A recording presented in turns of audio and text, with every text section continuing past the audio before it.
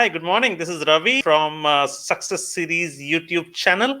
And if you are new to this channel, let me just tell you, and if you're getting confused what this video is all about, I'm doing a series of YouTube videos where I am collating my life's most precious lessons that I have learned in the last 40 years. I am stepping into the other side of 40, and then I started sharing some of my life lessons on social media. And then some of my friends said, "Hey, Ravi, could you elaborate a little more? Could you flesh it out a little more?" And then I felt, yeah, why not? So I am on a vacation now. I have a lot of time at my disposal. So this entire week, I'm sort of free. So I thought, yeah, I could actually flesh it out more and add more context to it when I say why are these some of my life's precious lessons. There are tons of lessons that I've learned in my life, but there are some foundational lessons that I thought are very important to me and define my life, and that is why I thought, let's do some videos out of it. So this is my second video. The first one you can find it in the link above, and I also created a playlist. The playlist is titled My Life's Precious Lessons. Then you get all the videos at one go, at one time. So you can play one after another. Yeah, so in this episode, I thought of improving it a bit. So the last episode was, I was doing all the talking. And sometimes when you hear a lot of content in audio, not all of that is registered well, and yeah, sometimes the key takeaways are also not actionable. So I thought, let me share some slides. It helps me structure my thoughts. It helps you assimilate them better. So yeah, I'll be sharing some of the slides here. So what is my lesson number two, my life's precious lesson number two? And the life's precious lesson number two is called ABC, always be compounding. And I picked this in the last couple of years.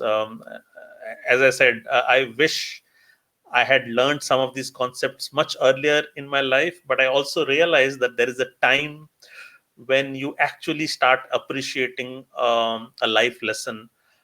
So even if I had learned it in my 20s, maybe I would not have appreciated it. Maybe I would not have acted upon it.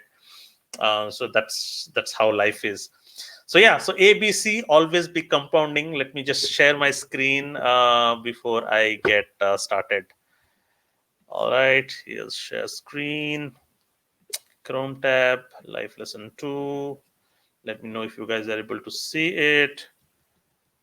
Yeah, so life lesson 2, and let me begin by my favorite quote by Charlie Munger. Charlie Munger, if you all have known, Charlie Munger is associate of Warren Buffett, and Warren Buffett and Charlie Munger are partners of Berkshire Hathaway, and Berkshire Hathaway has been one of the most successful investment firm in the last several years. Yeah, made a ton of money, invested all over the world. So they are like, I mean, I do not have to explain the success behind Berkshire Hathaway. So Charlie Munger is one of the pillars. The other pillar is Warren Buffett, as I said. So his quote, which is my favorite, is life is like a snowball. The important thing is finding wet snow and a really long hill. And why does he say so? Why a really long hill? And the reason is this. So this is a snowball, and mostly what happens is, if you have ever seen a snowball, the effect is when the snowball starts right at the cliff, at the top of the cliff, when it is rolling down, and if it is wet, it gains in size, and the size expands, and the longer the slide is, the bigger the size becomes. So it's not, and the size is not increasing incrementally but exponentially. And the term snowball effect comes from that. And if you have, and we use snowball effect in our regular conversation, right? So we say, oh, do you know about that controversy? That controversy has now snowballed into something big. So yeah, so that term comes from here. And The point is it is exponential. And yeah, and that's the point about this. I have also made a point about this phenomena, the snowball effect, in another video where I talk about investing in anything, any skill, any habit. Once you begin it, the initial growth is really small, to the point that it might look like a wasted time because you're not seeing the payoff in the first few days, weeks, or months. But the payoff comes much later. So you can watch that video. There's a link right at the top. But yeah, this graphic actually tells you, because it gets a hockey stick growth if you have patience and you keep invested. If you stay invested in whatever that investment is, whether it is money, relationship, health, you have to stay invested to actually see that peak payoff. And that is what the snowball is. It's actually exponential. So yeah, so where do we apply this compounding? Where can you apply this lesson of compounding? Always be compounding. It could be applied to relationships. It could be applied to career growth, money, physical health, mental health. And the point is, if you invest in your relationship for long term, the payoff is huge. If you invest in your career growth for long term, the payoff is huge. Same is the case with money, with physical health. That means, the if you compound your investment, that means not just whenever you feel like, but you do it day in, day out for decades, then the payoff is huge. I would not be covering the concepts of compound for all of this. I will only talk about career and lifelong growth, lifelong learning. um, One of my favorite books is Leading Change. This is a change management books. That the most part of the book is on change management. It's a purely functional book on change management. But what stayed with me is the last chapter, chapter number 12 to be precise. Chapter number 12 is on leadership and lifelong learning. And I love this chapter so much that I have referenced this in many blogs and many of my talks. I'm yeah, I've spoken about this to people as well. So let me do some reading from bits and pieces from this book, because this has remained with me, and I always go back to this chapter whenever I need to. So let me just read it out for you. A prototype of 21st century executive. So the author here is so the author's name is John Cotter, and the chapter number 12 is something. Maybe you can buy the book just for this chapter. But if you do not want to, I will draw out the important parts in this video. So he says, a prototype of the 21st century executive. And the author says, I first met Manny. So Manny is a professional in the organization. I first met Manny in 1986. At that time, he was an alert, friendly, and ambitious 40-year-old manager. He had already done well in his career, but nothing about him seemed exceptional. No one in his firm, at least as much as I could tell, called him a leader. I found him to be little cautious and somewhat political, like many people raised in 20th century bureaucracies. I would have expected him to remain in a senior staff job for a few decades and to make a useful but far from outstanding contribution to his corporation. The second time I met Manny was in 1995. So that means 9 years later. In only a short conversation, I could sense a depth and sophistication that had been unapparent before. In talking with others at his company, again and again I heard a similar assessment. Isn't it amazing how much Manny has grown? Yes, I said, it's amazing.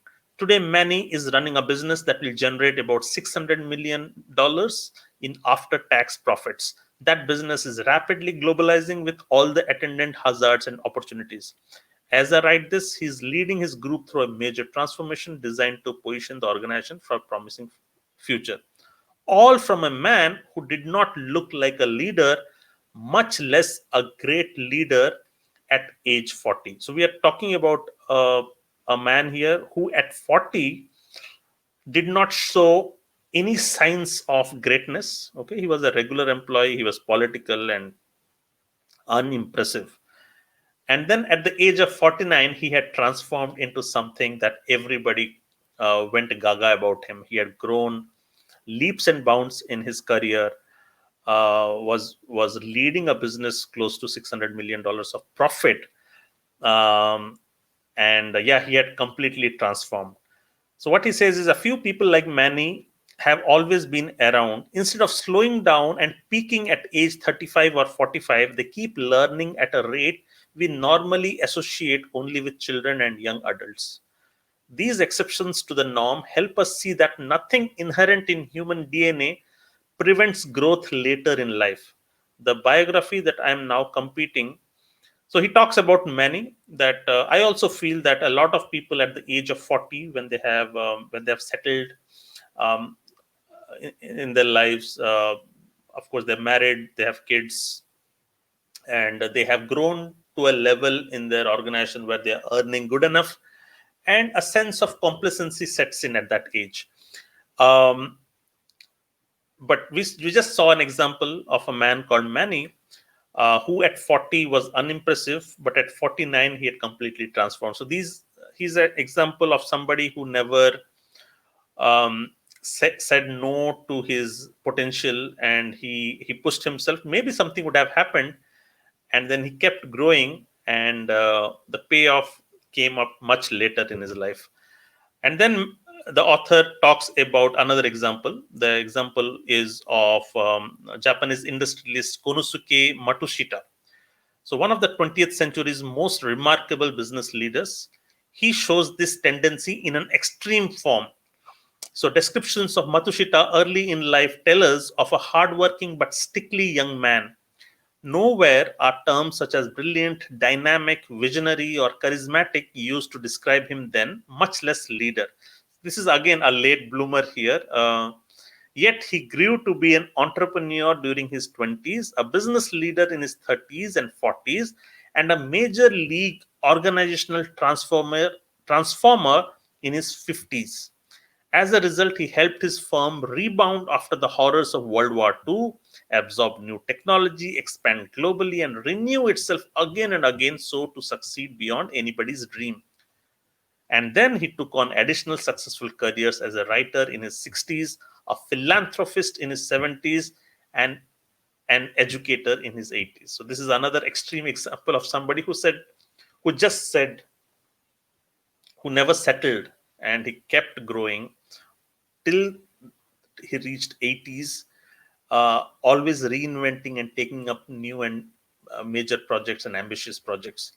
So, so the point of any compounding effect is if you say no to settling down, and if you just don't ever stop, then the payoff is is only going to be higher and higher, uh, far into the future, which you usually do not see a payoff in your early 30s or maybe late 30s, early 40s also, because we think that, okay, this is how the life is going to be and the payoffs are going to be incremental. But no, if you never settle down, and if you never say, um, if you always say yes to personal growth and you never stop, the payoff is going to be high.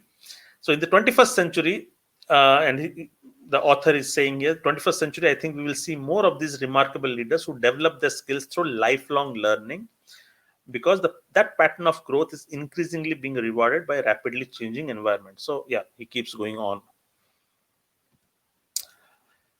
And then he says, as the rate of change increases, the willingness and ability to keep developing becomes central to career success for individuals. And then people like Manny or Matsushita often do not begin the race with the most money or intelligence, but they win nevertheless because they outgrow their rivals. Because they never stop, right? So they develop the capacity to handle a complex and changing business environment. They grow to become unusually competent in advancing organizational transformation. They learn to be leaders. And then it talks about the power of compounded growth. And he says that when you study people like Manis and Matsushitas of the world, the secret to their capacity to develop leadership and other skills is related to the power of compounded growth. So he says between age 30 and 50, somebody grows at the rate of 6%. Every year, she expands her career relevant skills and knowledge by 6%. And then, so it talks about a certain Fran.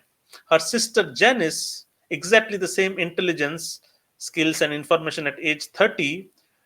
During the next 20 years, she grows at only 1% per year. Okay. So Janice becomes complacent after her early success, or maybe Fran has some experiences that sets a fire underneath her, and how much the difference will be. So one person has settled down in his career, and the other sister, she's not settling down. So she's slow, but she's keeping at it. So given the fact about Fran and Janice, it's clear that the former will be able to do more at age 50 than the later. But most of us underestimate how much more capable Fran will become. And then this is the confusion with compounding. Just as we don't realize the difference of over 20 years between a bank account earning 7% versus 4%, we regularly underestimate the effects of learning differentials. For Fran and Janice, the difference between a 6% growth and a 1% growth over 20 years is huge. If they have each 100 units of career related capability at age 30, 20 years later, Janice will have 122 units, while Fran will have a massive 321 units. Peers at age 30, the two will be in totally different leagues at age 50. So they both starting careers at age 30. So one is growing at the rate of 6%, one is growing at the rate of 1%. By the age of 50, they would have, so as I said, if you put units as career related capability, Janice will, at 50, she will be 122, Fran will be 321. So that is the kind of massive gap between, when you just don't settle down and you keep growing consistently. And the we have all grown up in our childhood listening to the hare and the tortoise story, and nothing is more powerful than the hare and tortoise story. I mean, it's very profound, right? I mean, it looks like a simple story, but the story can be applied to our lives at every dimension of our life. If we never slow down, and if we say we will grow no matter what, and not let complacency sets in, and be like the tortoise, keep moving consistently, no matter how slow you are, but you are growing and moving and making progress every single day. So within that decade or two, you are going to have a massive compounded payoff, uh, and will keep you leaps and bounds ahead of the rest of the pack. Yeah, so this is what I wanted to share with you. I think I have another quote here from John Wooden, again a very very famous basketball coach. He said, when you improve a little each day, eventually big things occur. When you improve conditioning a little each day, eventually you have a big improvement in conditioning. Not tomorrow, not the next day, but eventually a big gain is made.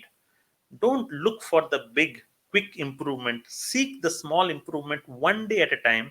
That's the only way it happens. And when it happens, it lasts. Yeah, so my point was, the point of this video was, it's a little long, but the point was, this has been a profound lesson in my life.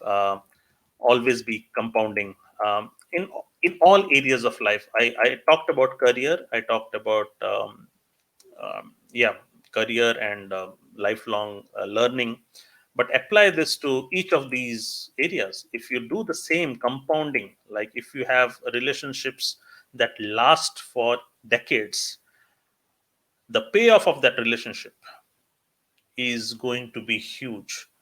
If the same with money, okay, if you start investing young, okay, very small amount, but you keep investing, the compounded payoff is going to be huge. Physical health, if you keep investing in your physical health, no matter how busy you are, but if it becomes your identity, your lifestyle, that every day at least 30 minutes to 60 minutes, if I'm keeping my body active, and I do this year on year, decades and decades, then at your 80s you will have a much fitter lifestyle than being sickly, uh, and compared to other people of your age. So the payoff is huge. Same is the mental health. So what you feed your mind, if for the last several years and decades on decades, if you feel positivity, fill your mind with positive stuff, okay, whatever, you protect the environment of your mind, you protect the health of your mind. You refuse to consume any content that is not empowering. You refuse to say no to negativity. And if you do this every day, just imagine the growth of your mental health in a decade or two. Okay? You will be again leaps and bounds, and much your mind will be much stronger power force than anybody else. The reason we do not compound is, and we do not invest long term in any of these dimensions, is because we do not get to see the immediate payoff. When we are thirsty, we drink water and the thirst goes away. There is an immediate payoff.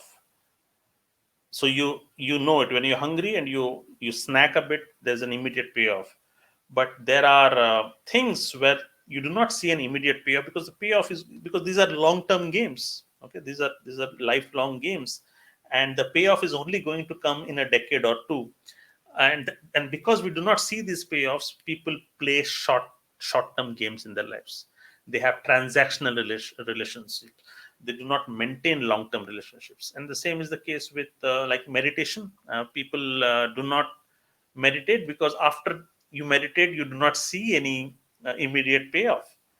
But if you meditate every day for a few years, then you say you achieve an equanimity of mind, achieve a stability, and achieve a mature balance, which otherwise you would not. Yeah. So my point is, identify the areas of your life that are important and precious to you, and start compounding. I hope you like my life lesson too. Always be compounding. Thank you.